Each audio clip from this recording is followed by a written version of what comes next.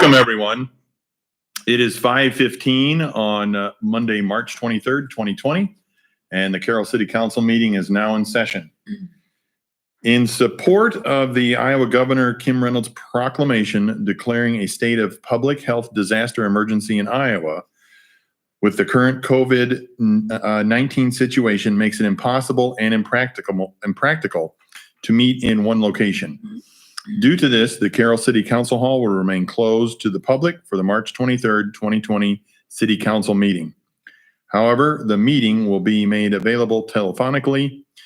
City Attorney Bruner, can you confirm that this is legal to do this at this time for the council to proceed with tonight's meeting telephonically? And I'll need a response, please, when you get a chance. Unmuted.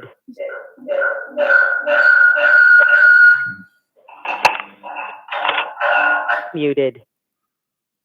Is it? He was doing pretty good there. He might be too close to his computer. Tell me, can you hear us, Dave? Huh. Dave, can you hear us? Unmuted.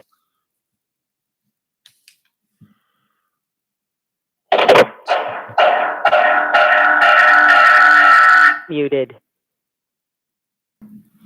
And then Unmuted.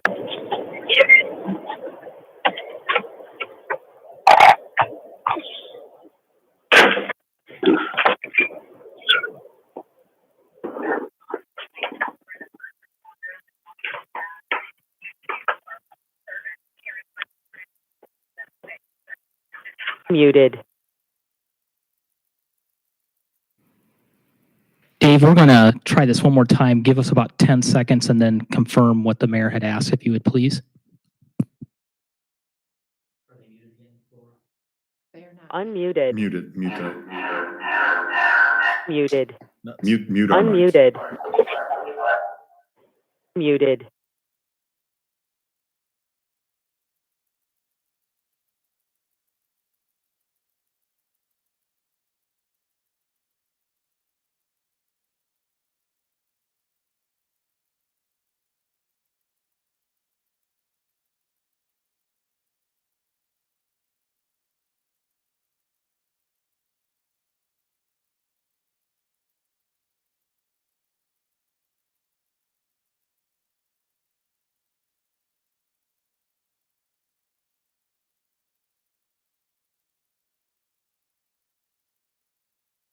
Dave, can you confirm that we can do this telephonically for the mayor?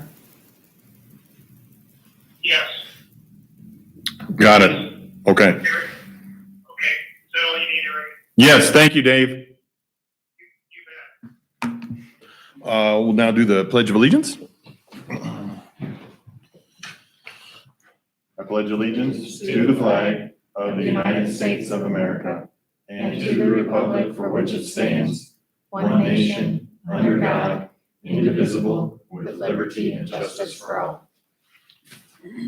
Okay. And the mics are unmuted again? Yes. Okay. The next item, roll call, let's see, everyone except Congressman or Councilman Fleshner. Yeah, getting ahead of myself. The first item on the agenda is the consent agenda, which includes approval of the minutes of the March 9th meeting, approval of bills and claims. Under licenses and permits, we have the renewal of a Class C liquor license with catering privilege, Class B native wine permit, outdoor sales and Sunday service, Barada's Steakhouse, along with a renewal of a Class C native wine with outdoor service, Santa Maria Vineyard and Winery. And then finally, we also have the report of the bid opening for the floating lily pads for the Carroll Aquatic Center for 2020. Are there any questions with regards to the consent agenda? Seeing none, need a motion to approve the consent agenda? So moved. Second. We have a motion and a second. If there's no other discussion, we'll go and vote, please. Cox, Yes. Seaman, Yes. I don't know if they can call in at this time. I can give a couple seconds for that. Unmuted. While, oh, Muted.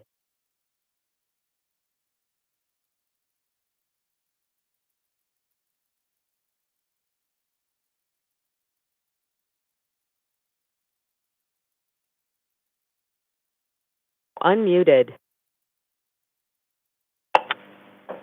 Muted. They just opened it up for call in Yeah. from anyone who wants to. So. any comments from our oral communications from those out in the public that have joined us telephonically? I gotta figure out what phone line we have this coming through, so I just need you to keep talking. Oh. I'm sorry. That would be, again, we're going to ask for all oral requests and communications from the audience as we go through the phone with items that are not on the agenda. I don't know if I can sing happy birthday songs or congratulations to everybody and Unmuted. keep going with everything. Muted. That's me there. I figured it out. Okay, thank you. Good? So no one heard anything up to this point, Okay, so now they got it. so I believe now. Unmuted. Now I should be able to. What if you turn your volume down on your now you computer? talk. Okay. So if there are any oral requests and communications from the audience that on items not on the agenda, people that are joining us telephonically.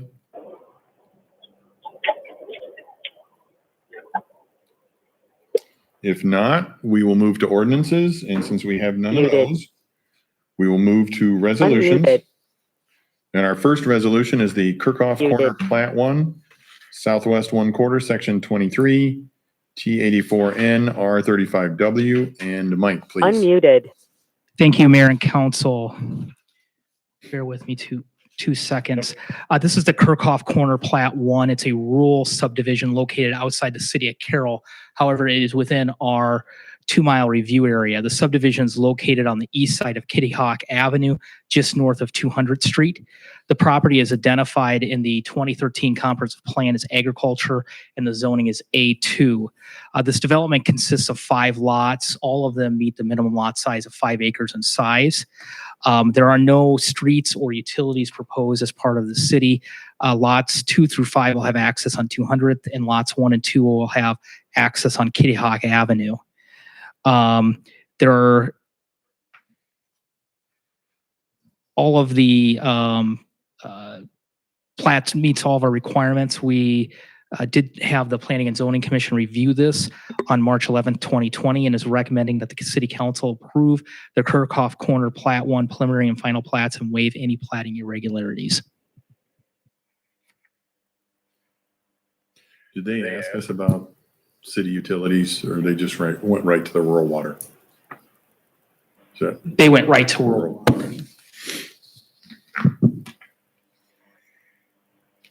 are there any other questions for Mike? I just, one, you said that lot 1 and 2 access Kitty Hawk, correct? Lot 2 does also?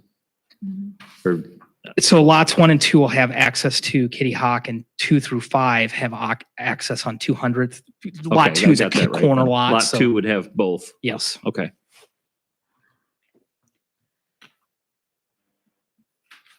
And this has already gone through planning and zoning. Correct. Okay. If there aren't any other questions for Mike, I'll entertain a motion to, There's 2 separate resolutions, one for the Yeah. preliminary plat, one for the final plat. So that's what I there's 2 was, separate yeah, motions. I was trying to figure out how to, so I guess that, so I need a motion, entertain a motion to approve the Kirkhoff Corner Plat, Plat 1 preliminary and waive any platting irregularities. So Yes. moved. Second. There's a motion and a second. If there's no other discussion, we'll go ahead and vote, please. Katz, Yes. Bates, Yes. Fleshner. Yes. Haley. Yes. Dirks. Yes. Seaman. Yes. Motion is approved. And then I need a motion to approve the final plat. So moved. Second. There's a motion and a second. If there's no other discussion, we'll go ahead and vote, please. Seaman, Yes. Haley, Yes. Dirks, Yes. Fleshner, Yes. Cots, Yes, Base. Yes. Motion is approved. thank you. Mr. Mayor, one of the callers had asked for clear, so could you review the motion and what was done with that? The motion was to approve the consent agenda. And the agenda consisted of approval of the minutes of the March 9th meeting, approval of bills and claims, and under licenses and permits, we had a renewal of a Class C liquor license with catering privilege, Class B native wine permit, outdoor sales and Sunday service at Barada Steakhouse. The other one was a renewal of a Class C native wine with outdoor service at Santa Maria Vineyard and Winery. And then we also had the report of the opening bids of the floating lily pads from the Carroll Aquatic Center. And that was all approved. Thank you. Yes, thank you. The next item on the agenda is going to be the minor subdivision, Lot 1 of the northeast quarter, southeast corner, Section 11, T84N, R35W. And Mike, please. Thank you, Mayor and Council. This is a minor subdivision. It's a rural subdivision located outside the city of Carroll, but within our 2-mile review area. This is a former Cletus Breeks property. It's located on the west side of US Highway 71 between 180th Street and south of 180th Street to the south and 170th Street to the north. The property is classified in our comprehensive plan as agricultural. It's A2 agricultural zoning. It is a single-family lot that consists of 5.01 acres in size and meets all of the requirements of the single-family residential zoning. I would note that no utilities or infrastructure is being built as part of this, and they currently have water from rural water, and they currently are served with septic for sanitation. The Planning and Zoning Commission did review this plat on March 11th and is recommending that the City Council approve the minor subdivision Lot 1 of the northeast quarter, the southeast quarter, Section 11, Township 84 North, Range 35 West. I'd be happy to answer any questions the council has. So this isn't the final plot? This is just a minor subdivision. Minor subdivision. So it's a little bit different where you had a preliminary plat and final plat.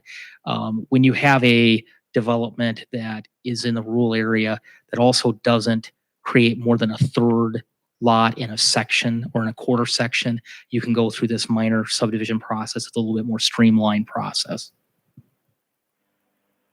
So this just needs a single motion, basically. Correct. Okay. Are there any other questions for Mike on the minor subdivision? If not, I will need a motion to approve the minor subdivision, Lot 1 of the northeast quarter, southeast quarter, Section 11, T84N, R35W. So moved. Second. We have a motion and a second. If there's no other discussion, we'll go ahead and vote, please. Dirks, Yes. Seaman, Yes. Cots, Yes. Haley, Yes. Fleshner. Yes. Base. Yes. Motion is approved. Thank you.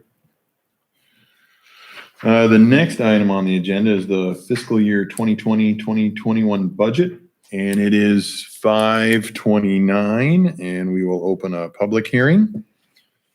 And when you are ready, Laura, please go ahead. Yes, thank you, Mr. Mayor. Now is the time for the public hearing for our fiscal 21 budget. Attached is a resolution that approves the budget that council has discussed that we began council work sessions back in January.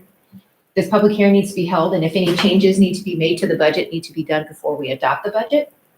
The proposed budget notice of the public hearing was published in the Carroll Times-Herald on Friday, March 6th, which is within the requirements of the State of Code of Iowa. A copy of the detailed budget, it was included with this memorandum for your review, and it was also presented at the last 2 council meetings a month ago for your review. So I guess this is the time for public input.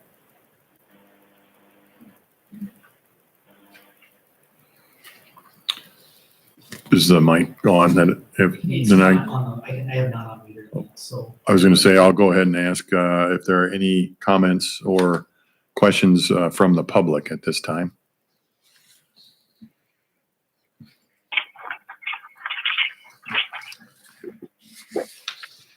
Maybe ask if Randy or Jack can say something since we know they're online. Randy, are you still there?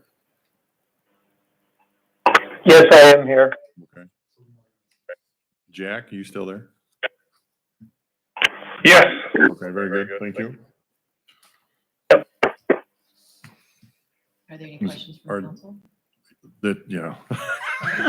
Are there any questions from council? We went through this with a fine tooth comb for 3 or 4 nights, so I mean, I got through everything. I didn't see anything else, but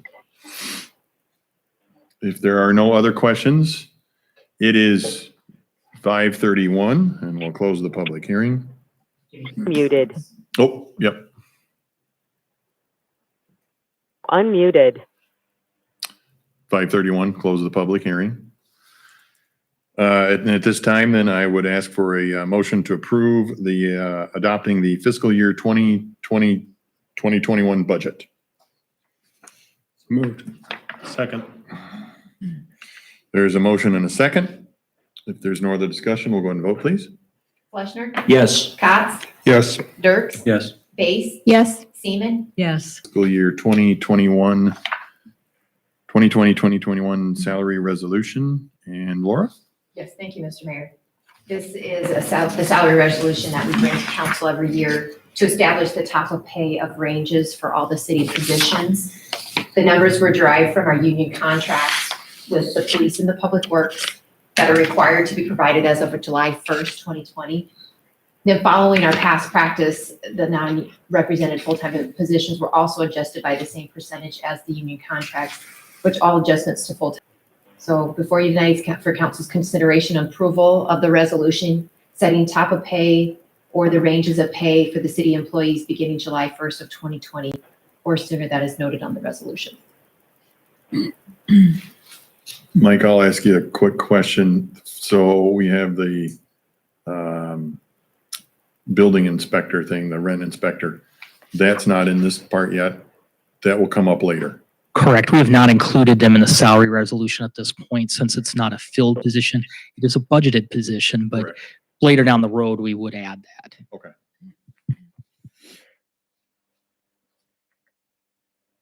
Are there any other questions for Mike?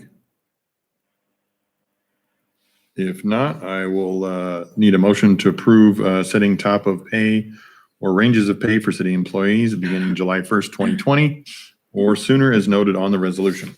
So moved. Second. There's a motion and a second. There's no other discussion. We'll go ahead and vote, please.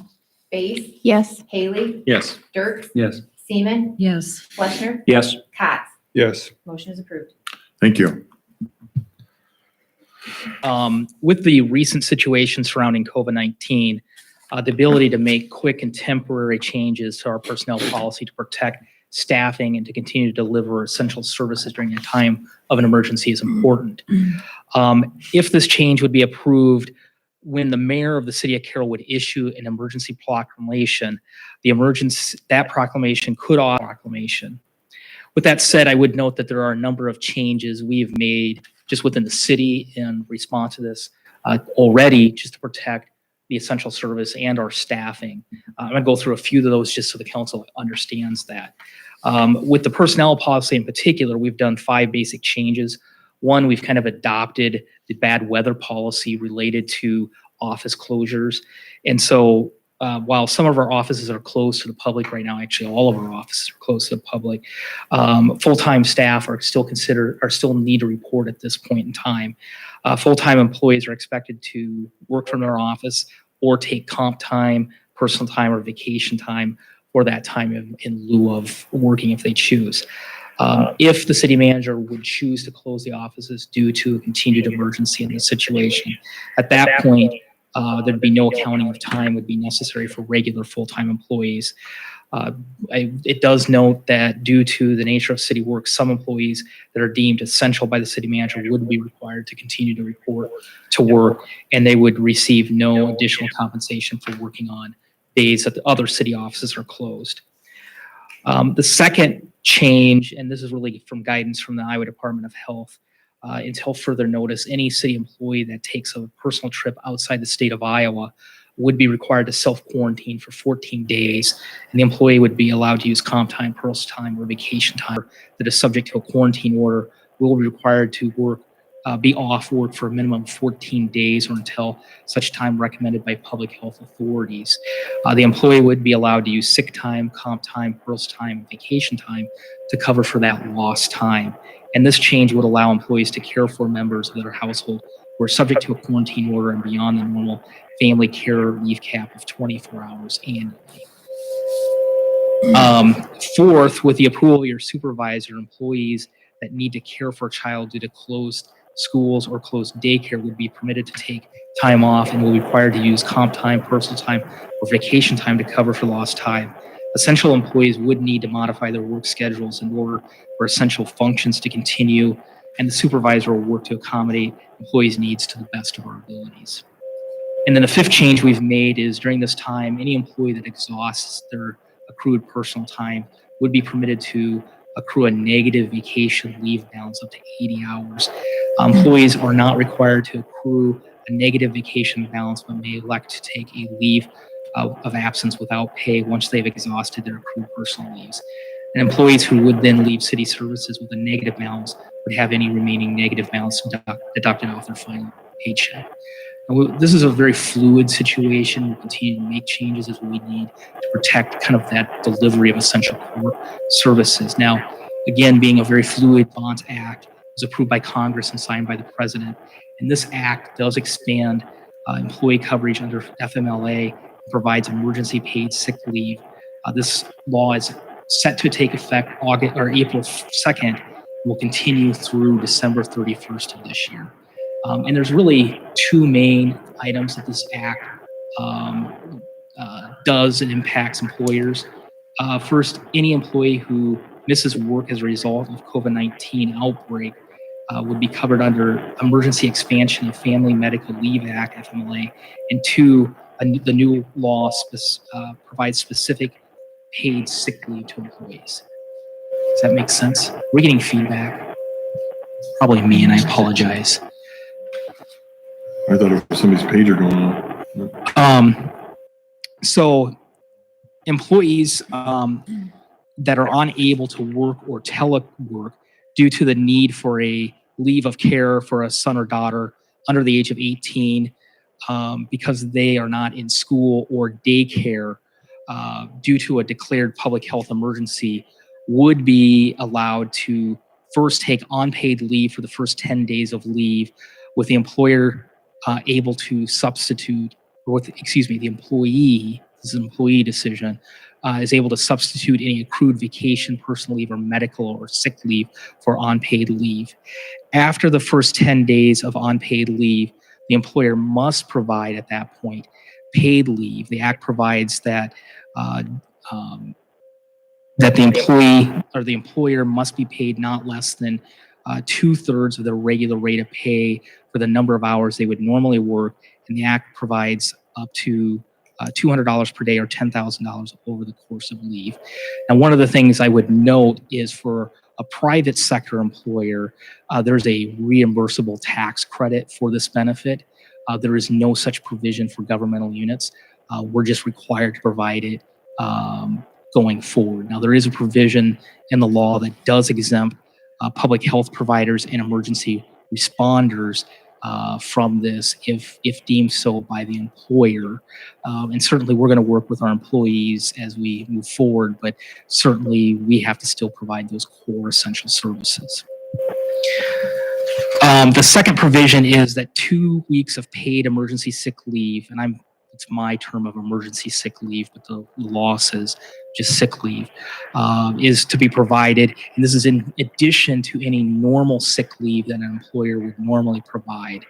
And that can be used in 6 different areas.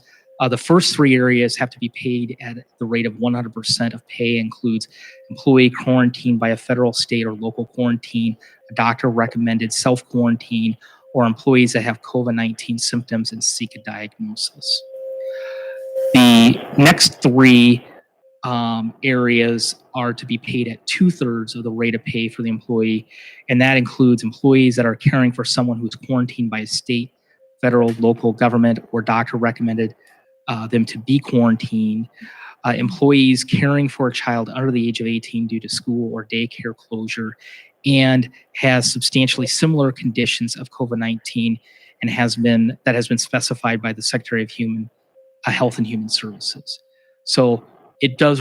One question I would pose to council is, as we're implementing this change, as I noted earlier, the law is set to take effect no later than April 2nd. We can implement it earlier.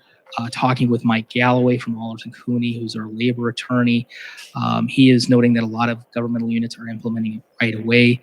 We could go either way. One suggestion is we could say, based on Monday, March 16th school being let out statewide, maybe that was our trigger.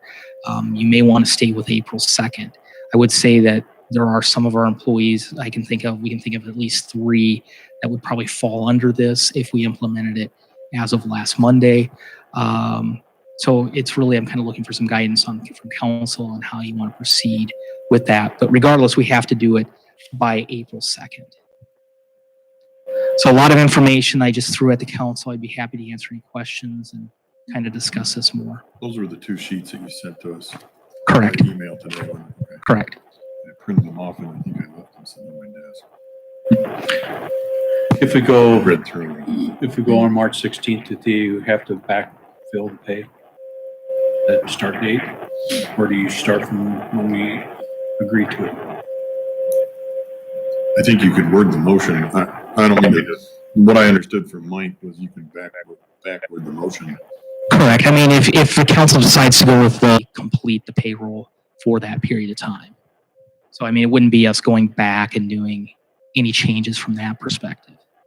And you said you have 3 people who would already qualify. For some level Okay. of pay through this. I mean, I think 2 of them would be a day or less, and 1 employee would be for an entire week.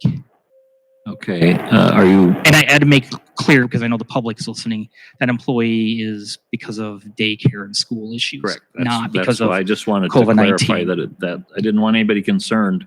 Yep, none of these Okay. employees. It's Right. all because of daycare issues. Correct. Okay. I do have a question. Can you repeat the rule about leaving the state? So what I have implemented, really based on Iowa Department of Public Health for essential service staff, is that anytime we have an essential services employee leave the state of Iowa, at this point, they're recommending that they be quarantined for 14 days before returning to work. Okay. Only if they leave the state. Correct. That raises a little bit of concern to me, only because there could be an instance where someone goes into a community-based, an area that is in the state of Iowa, known to have community-based exposure, even though we don't here. But there certainly are already places like that. Yep. And So you've thought of that, obviously. and we're Tell me that. certainly, I mean, Yeah. what I would say is we're going to recommend, we haven't sent out specific guidance to our employees don't necessarily live even in Carroll County. And so I think there's a real balancing act of, those employees still need to travel home and I understand back. that. I'm just saying if someone goes into an area that they don't belong, it's obvious they don't. understand. And You've hopefully already thought there's, through that. As hopefully long as I you've would- already thought that through. yep, that's- hopefully they're using their discretion at this time and understanding Okay. the risk involved. Mike, I have a question about that, and it was brought up at one bring up, and I don't know if you have more, I cannot remember the answer, but somebody brought up, well, what if someone goes to Omaha? That's for a doctor's appointment, or to Mayo Clinic for, sometimes you make your appointments well in advance. Does that recommendation still hold because you are going out of state, or is The there way some it's gray area? worded right now, and that's a good point, it says personal trip. And I think it's more, you're going to have, Leisure, for yeah, not- it's more Fun time. leisure and guidance than it is Like for, go to the casino and say. what I would say is I know some family members of mine that actually have had procedures like in the Mayo Clinic canceled at this Mhm. point.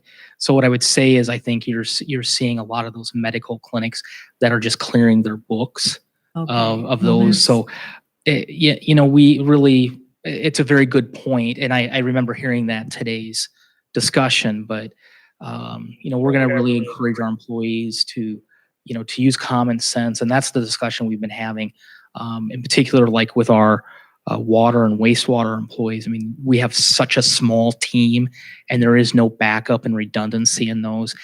So we've taken steps to kind of even isolate individual employees so that we can continue to provide that essential service that we have to. And we are. I mean, we're going to provide it regardless. But this is an honor system. I mean, Mhm. how do you know? Maybe you could explain what we're doing with the drinking water to the public. So I think. they Absolutely. understand. So, every department has been asked to really review what steps are kind of common sense, practical steps.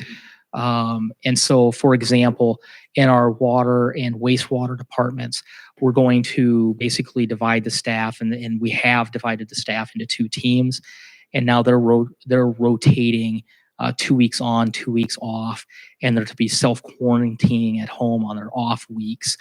So we've asked staff not to be going out and about, not traveling. I mean, they're getting paid to stay home, essentially. The idea is if we end up with a outbreak, hopefully it's limited to one of the teams and we can continue to provide that essential core service that we have to provide.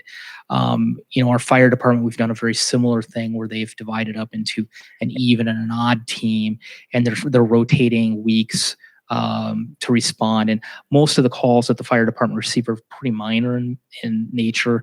Only 1 or 2 people need to respond to that call. In fact, I know that dispatch has been advised to actually call one of the officers, and they may actually not page anyone to go out. An officer may go out, again, to kind of limit potential exposures to our team.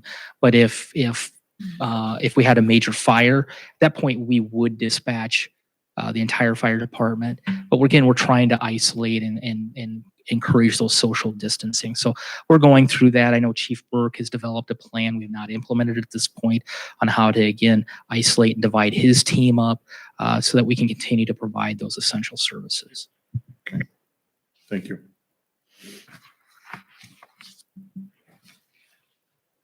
Are there any other questions for Mike? If not, I'll need a motion to approve the attached revisions to the City of Carroll's personnel policy related to declared emergencies. So moved. Are we going to go April 2nd? Or are we going to go March 16th? Do we have to know that here? Well, I would take this motion first, and then we can talk about that item. So motion somebody second that? Motion. It was Haley made the motion. I'll second it if nobody has.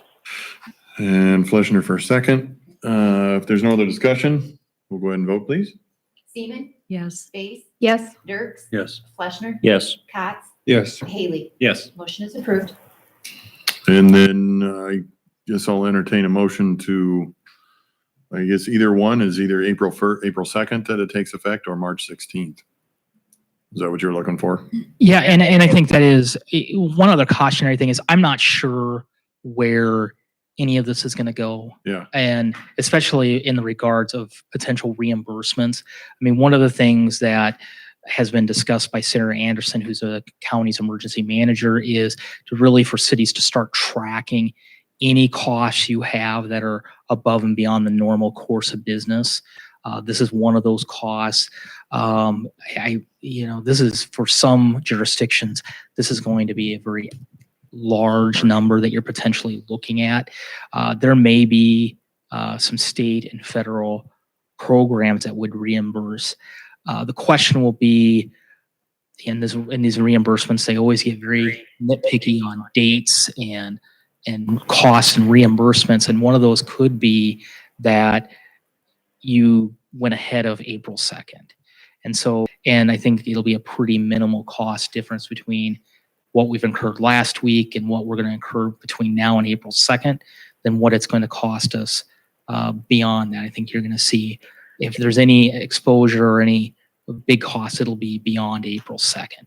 My recommendation to council would be implemented as of when school closed, but I just wanted to throw that out because I think it's fair to do. I agree. I concur. Yeah. I'll look for a motion for that effect if someone wants to make it. The benefits go back to March March 16th. 16th, 2020. So moved. Second. There's a motion and a second. If there's no other discussion, we'll go ahead and vote, please. Seaman, Yes. Base, Yes. Dirk, Yes. Katz, Yes. Haley, Yes. Fleshner. Yes. Motion is approved. Thank you. Let you get set there. Are you ready, Mike?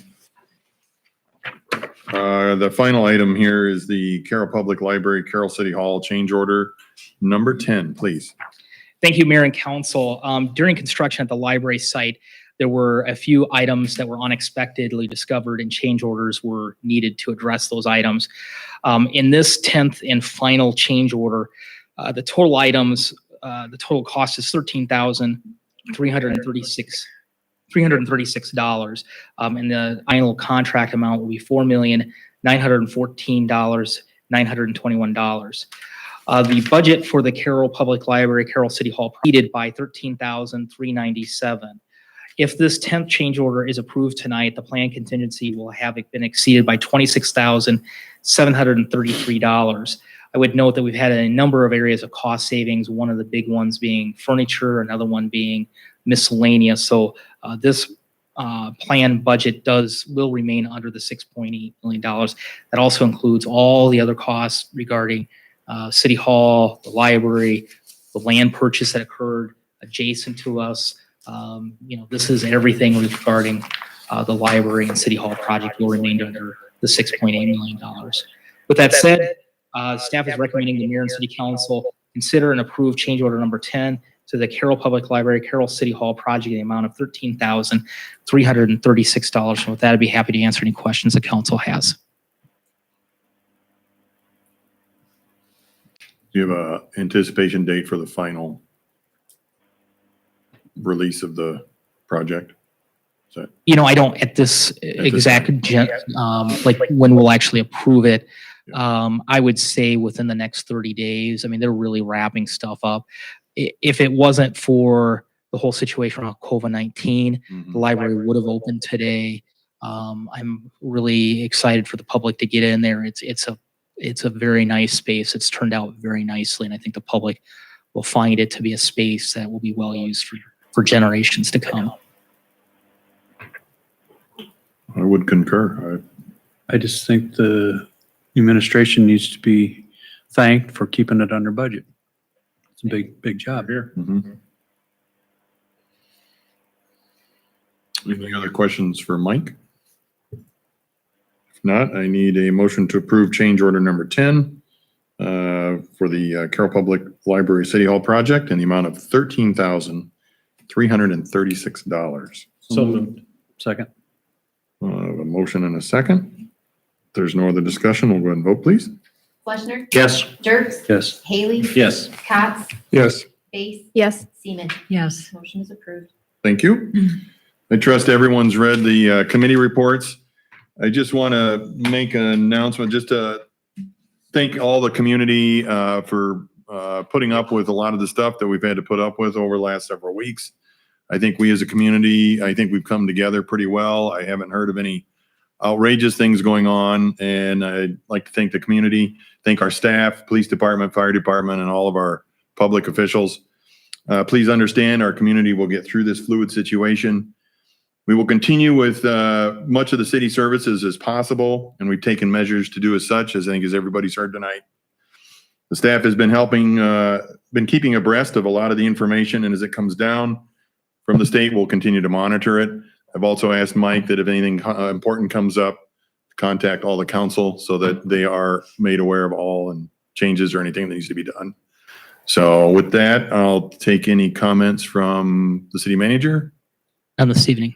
Any comments from the council? If not, I'll look for a motion to adjourn. I'll make a motion to adjourn. I'll second that motion. We'll go ahead and vote, please. Motion in a second. Seaman, Yes. Haley, Yes. Katz, Yes. Fleshner, Yes. Dirk, Yes. Base. Yes. We are adjourned. Thank you.